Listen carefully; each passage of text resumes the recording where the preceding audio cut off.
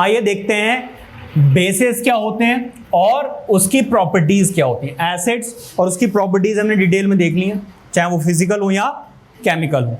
अब हम देखेंगे बेटा बेसिस। अगर मैं बेटा बेसिस की बात करूं तो जो हमारी पुरानी डेफिनेशन हुआ करती थी उसमें वो ये कहते थे कोई भी चीज जो खाने में बेटा कैसी हो, बिटर हो, और बेटा जो रेड लिटमस पेपर को ब्लू में चेंज कर दे उसको हम क्या बोलते हैं, बेस बोलते हैं। क्या बोलते हैं, बेस। तो अर्लियर डेफिनेशन हमारी क्या थी, जरा एक बार रीड कर लेते हैं। Bases are those chemical substances which have a bitter taste and turns red litmus to blue। तो बेटा कोई भी वो चीज जो खाने में आपको बिटर लगे, कड़वी सी लगे खाने में, और जो रेड लिटमस पेपर को ब्लू में चेंज कर दे उसको हम क्या बोलते हैं, बेस बोलते हैं। ये हमारी अर्लियर डेफिनेशन थी जो कि सही भी है, ऐसा नहीं कि गलत है। बट अब हम नई डेफिनेशन के बारे में भी बात करेंगे, लेकिन उससे पहले कुछ एग्जांपल्स देख लें। जैसे कि बेटा सोडियम हाइड्रोक्साइड क्या है, एक बेस है। पोटेशियम हाइड्रोक्साइड बेटा क्या है, एक बेस है। मैग्नीशियम हाइड्रोक्साइड बेटा क्या है, एक बेस है। So these are the examples of base. बेटा याद रखना जितने भी metal oxides, metal hydrogen carbonate या मेटल कार्बोनेट हो गए या फिर मेटल हाइड्रो ऑक्साइड है, ये सारे के सारे एग्जांपल्स हैं किसके, बेसिस के। अगर आप देखो तो बेटा सोडियम क्या है, एक मेटल है, तो बेटा ये क्या है, मेटल हाइड्रोक्साइड है, इसीलिए ये क्या है, एक बेस है।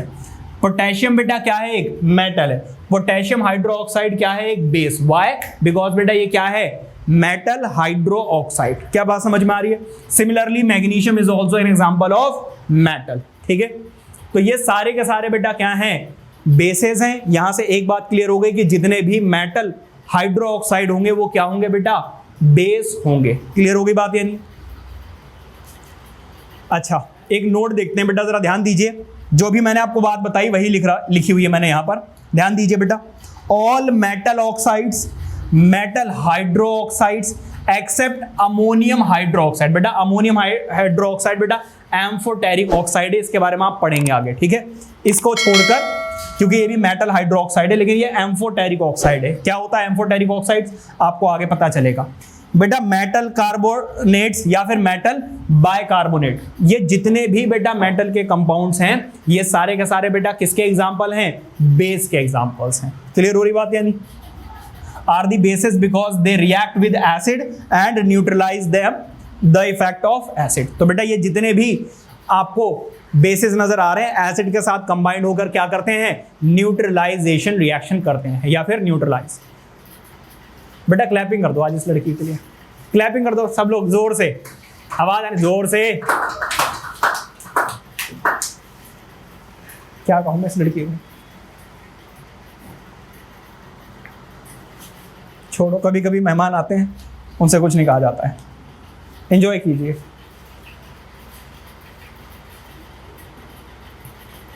अच्छा प्रेजेंट डेफिनेशन ऑफ बेस। अब बेटा हम बात करते हैं प्रेजेंट डेफिनेशन की।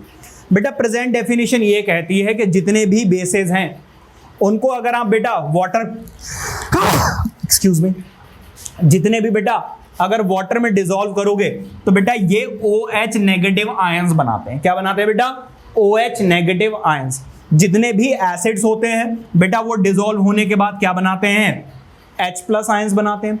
और जितने भी बेसेस होते हैं बेटा, कहां ध्यान है, पे अटेंशन हियर, जितने भी बेसेस होते हैं बेटा वो OH नेगेटिव आयंस बनाते हैं। क्लियर हो गई बात यानी। तो जरा देखिए डेफिनेशन पे नजर डालिए। According to Arrhenius theory, a base is a substance which dissolve in water to produce hydroxide ions, which is OH negative ion। ठीक है, तो जितने भी सॉल्यूशंस होते हैं बेस के उन सभी में आपको एक कॉमन चीज मिलेगी and that is OH negative ion, which is what, hydroxide ion. Clear हो गई बात या नहीं। ये बेटा अब डेफिनेशन चल रही है। अच्छा एग्जांपल जरा देखिए। When sodium hydroxide is dissolved in water. बेटा सोडियम हाइड्रोक्साइड बेटा क्या होता है, NaOH।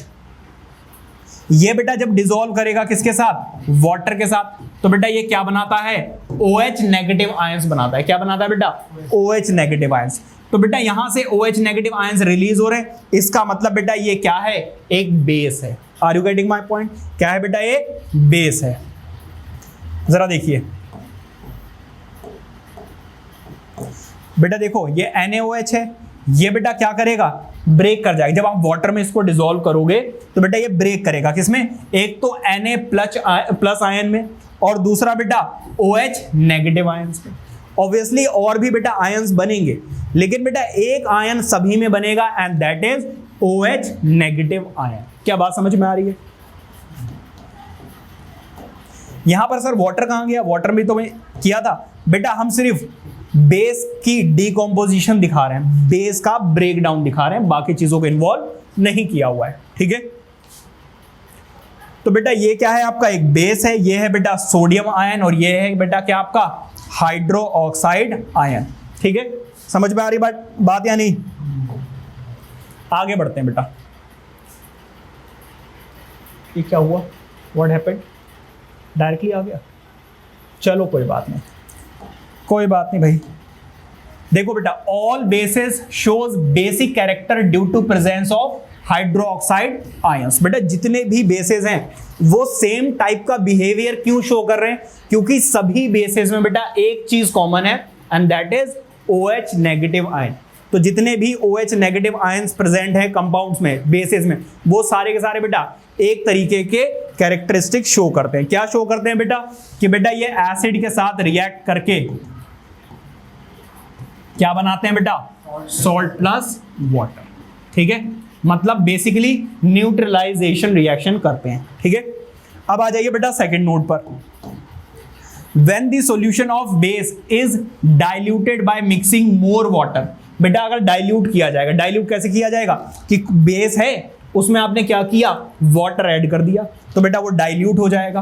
Then the concentration of hydroxide ions per unit volume decrease. भाई सिंपल सी लैंग्वेज में समझो, ये बड़ी कॉम्प्लिकेटेड लैंग्वेज में दिया हुआ है, आप ऐसे समझिए बेटा कि यहां पर हमारे पास वाटर था और इसमें क्या प्रेजेंट था बेटा, एसिड प्रेजेंट था, और एसिड बेटा कैसा था, सॉरी बेस की बात कर रहे हैं, बेस प्रेजेंट था। बेस है ये जो पिंक कलर से आपको नजर आ रहा है, बेस के आयंस नजर आ रहे हैं। बेसिकली ये आपके क्या हैं, OH नेगेटिव आयंस हैं। बेटा यहां पर OH नेगेटिव आयंस बहुत ज्यादा है एज कंपेयर टू वाटर, लेकिन अगर आपने क्या किया, इसमें वाटर और ऐड कर दिया तो बेटा ये जो OH नेगेटिव आयंस है ये ऊपर आ जाएंगे। ऊपर आने की वजह से बेटा इनकी जो कॉन्सेंट्रेशन है वो क्या हो जाएगी, कम हो जाएगा, या फिर हम ये कहें पतला हो जाएगा, है ना। तो बेटा इसका मतलब ये है कि अगर आप बेस में वाटर ऐड कर दो तो बेटा उसकी कॉन्सेंट्रेशन क्या हो जाती है, डिक्रीज हो जाती है। क्या हो जाती है बेटा, डिक्रीज। बेसिकली अगर मैं ऊपर वाला वाटर हटा दूं और इसमें इलेक्ट्रिसिटी पास करूं तो बेटा बल्ब बहुत अच्छे से ग्लो करेगा। क्यों, क्योंकि इसकी कॉन्सेंट्रेशन बहुत ज्यादा है। लेकिन अगर आपने वाटर मिला दिया तो बेटा इसकी कॉन्सेंट्रेशन कम हो जाएगी, मतलब बल्ब जो है वो कम जलेगा। समझ में आ रही बात या नहीं? तो ये लिखा हुआ है। आगे बढ़ते हैं। एल्कलीज। बेटा एल्कलीज क्या होते हैं, जरा ध्यान देंगे बेटा सारे बच्चे। वाटर सॉल्युबल बेसिस, ऐसे बेसिस जो वाटर में कंप्लीटली डिसॉल्व हो जाते हैं, मिक्स हो जाते हैं, बिल्कुल वाटर की तरह हो जाते हैं, उनको बेटा हम क्या बोलते हैं, एल्कलीज बोलते हैं। तो कहीं पर भी एल्कलीज वर्ड आपको नजर आ जाए या एल्कली नजर आ जाए, समझ जाना कि जब उसको आप वाटर में डालोगे तो वो कंप्लीटली डिसॉल्व हो जाएगा। समझ में आ रही बात या नहीं? अब जरा देखिए एग्जांपल्स देख रहे हैं, ऐसे कौन कौन से बेसेस हैं जो वाटर में कंप्लीटली डिसॉल्व हो जाते हैं, या फिर एग्जांपल्स ऑफ एल्कलीज हम देख रहे हैं। ठीक है, सोडियम हाइड्रोक्साइड वाटर में डालोगे कंप्लीटली डिसॉल्व हो जाएगा, आपको पहचान में नहीं आएगा कि कहां पर सोडियम है, कहां पे वाटर है, कहां पर OH negative ion. Potassium hydroxide, calcium hydroxide, ammonium hydroxide, magnesium hydroxides are the examples of alkalis. Clear हो गई बात ये?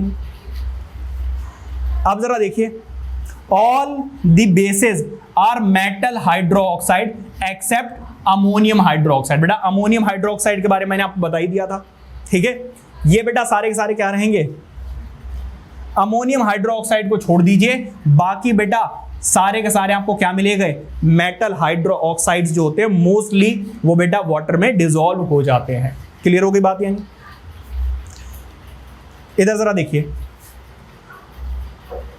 यहां ध्यान दीजिए बेटा जरा, all the alkalis are bases.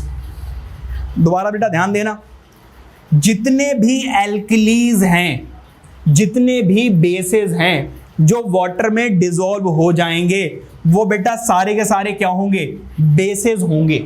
ये श्योर है कि अगर वाटर में डिसॉल्व हो गया तो वो बेटा वो बेस होगा। लेकिन अगर बेटा कोई बेस है तो ऐसा जरूरी नहीं है कि वो एल्कलाइन हो। एल्कलाइन का मतलब जरूरी नहीं कि वो डिसॉल्व हो ही जाए। समझ पा रहे हो ना? बहुत माइनर सा डिफरेंस है दोनों में। ध्यान दीजिए, जितने भी एल्कलीज हैं जो वाटर में डिसॉल्व हो रहे हैं ये सारे के सारे बेटा क्या है, बेसेस हैं। क्या है बेटा, बेसेस हैं। लेकिन कुछ ऐसे भी बेसेस होते हैं जो बेटा वाटर में डिसॉल्व नहीं होते हैं, लेकिन वो बेसिस तो हैं। समझ में आ रही बात? यानी तो यही बेटा वो आपसे यहां पे कहना चाह रहे हैं कि all the alkalis are bases but all bases are not alkaline या फिर एल्कलीज। समझ में आ रही बात है? नहीं, अगर बेस है तो ऐसा कंपलसरी नहीं है, ऐसा जरूरी नहीं है कि वो वाटर में डिसॉल्व हो ही जाएगा। अगर हो गया तब वो एल्कलीज कहलाएगा। समझ में आ रही बात? यानी